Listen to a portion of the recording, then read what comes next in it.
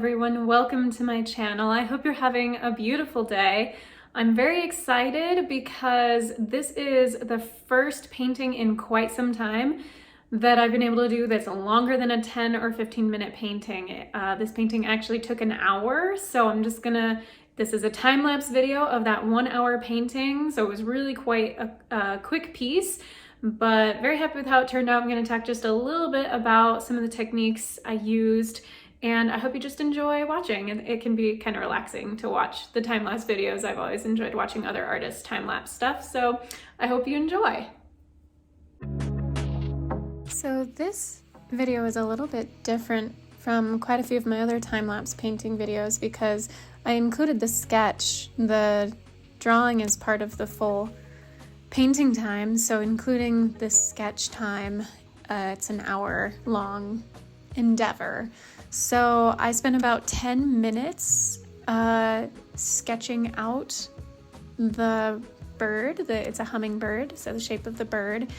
And the reference image I used is actually linked in the description. So if you're interested in seeing what the original image looks like, you can find a link in the description.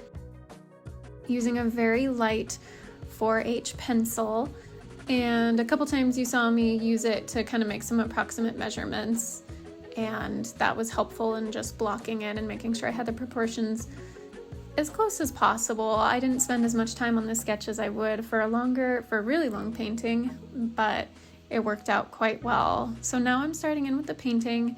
I'm using a fine tip, I think that's my size 1 round tip brush, and going in with the black paint, and I started filling in the eye. I spent quite a bit of time in detail on the eye, about 10 minutes with the eye and just a little bit of the surrounding areas, some of the surrounding feathers on the face and the beak.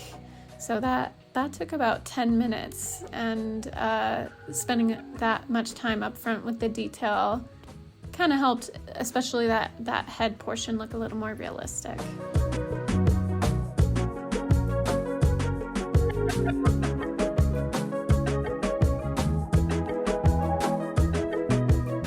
That purple color on the chin is a mixture of alizarin crimson and ultramarine blue, and then the kind of pure blue over to the left side of that eye is plain ultramarine blue. A little bit of cadmium yellow in there, a very light wash of it because some of the undertones to the feathers looked a little yellowy.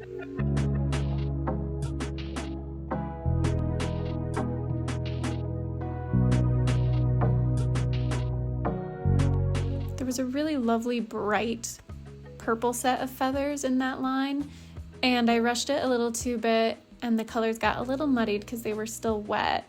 So that didn't quite come out quite how I would have wanted it, but that's okay. Again, I was working pretty quickly. At this point, we're not quite halfway through the time, but we're getting there. So laying in blocking in colors, that's going to help you if you're doing a quicker painting to kind of get it done a little faster, and then going back and adding some detail.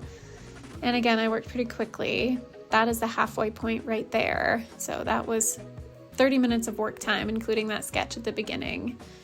And just going back and starting to add a little more detail, trying to let some areas dry where I put those washes, and then adding the finer lines. This is now my size 3 round tip brush, and I kind of went back and forth between those two brushes for this painting.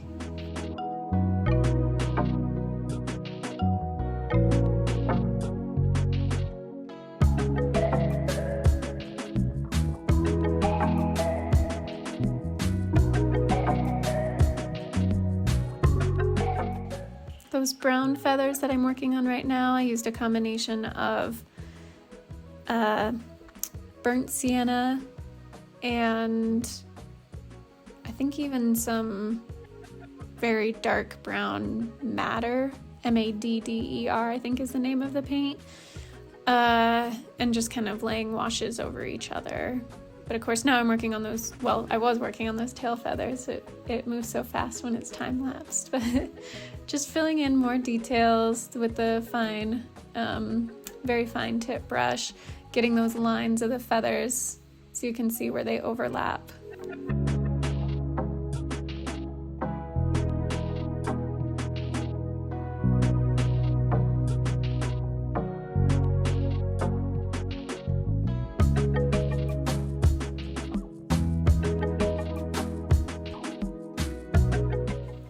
Finally started to fill in the branch in the last 15 minutes or so.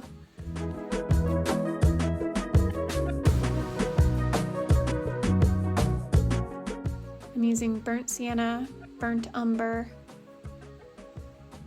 for the branch that the bird is sitting on.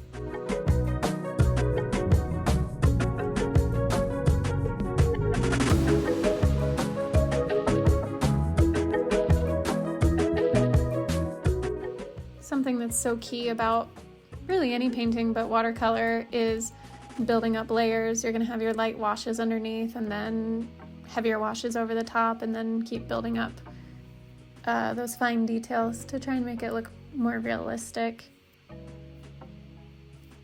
I went ahead and added a signature and then thought I wanted to have some of my signature splashes and droplets on there. So even after I did the signature, I went ahead, took my toothbrush, got it in the very wet paint and flicked it on the page surface just to add that fun, whimsical quality to it. So really just in those last couple minutes I did that, and then added some final details to those feathers. And here you have the final result.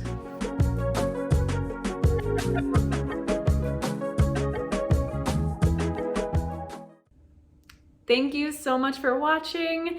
Please give it a thumbs up and subscribe to my channel. I would really appreciate your support. Until my next video, be kind to yourself, be kind to others, God bless, and I'll see you soon.